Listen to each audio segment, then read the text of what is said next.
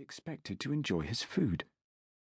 The solution was brilliantly simple, and involved putting a cow on each and every table. Nothing happens at the start of service until one of the diners, curious as to whether what they see before them on the table is a Swiss take on a salt shaker or pepper grinder, picks up their cow. When they tilt it to look underneath, it lets out a mournful moo. Diners often laugh in surprise. Then, within a few moments, the dining room erupts into a chorus of mooing cows, and the restaurant is full of chortling diners. The mood has been lifted, and that is when the first course comes out from the kitchen. This wonderfully intuitive mental palate cleanser is far more effective than any acidic sorbet, the traditional means of cleansing the palate, at enhancing the diner's enjoyment of the food to come. After all, our mood is one of the most important factors influencing our dining experience, so best try to optimize it. Footnote. Notice also how this helps bring the diners in the restaurant together in a shared sonic experience. See social dining. End of footnote. It turns out that modernist chefs are especially interested in the new sciences of eating, what I will here call gastrophysics. Given their habit of recombining ingredients in new and unusual ways, not to mention their desire to play with diners' expectations.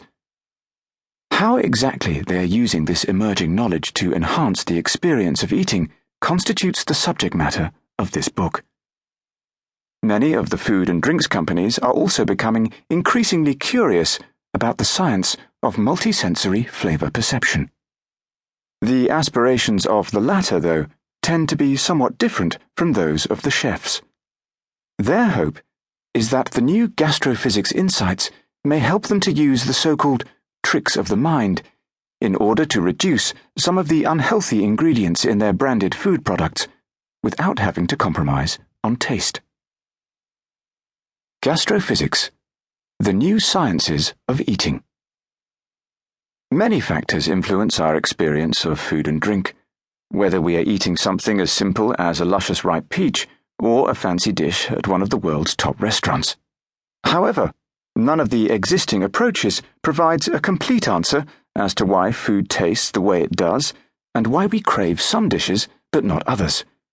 After all, the focus of modernist cuisine is primarily on food and its preparation, often described as the new science of the kitchen.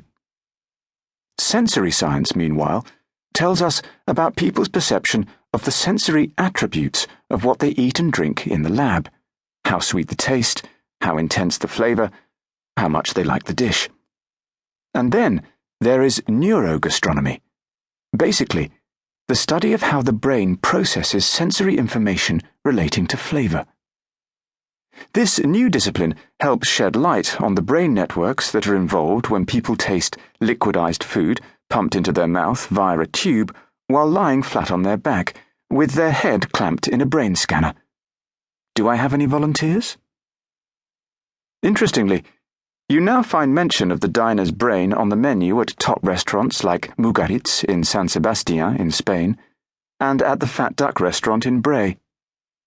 In fact, many of the science-inspired trends one now sees coursing through restaurants across the globe can be traced back to Bray, where Heston Blumenthal and this research team, together with their many collaborators, have been pushing the boundaries of what dining could be for more than 2 decades now.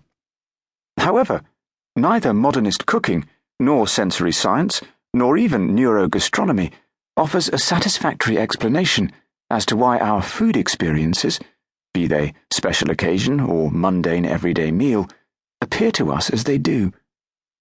What is needed is a new approach to measuring and understanding those factors that influence the responses of real people to real food and drink products, ideally under as naturalistic conditions as possible. Gastrophysics builds on the strengths of a number of disciplines, including experimental psychology, cognitive neuroscience, sensory science, neurogastronomy, marketing, design, and behavioral economics. Each subject contributes a part of the story with specific techniques.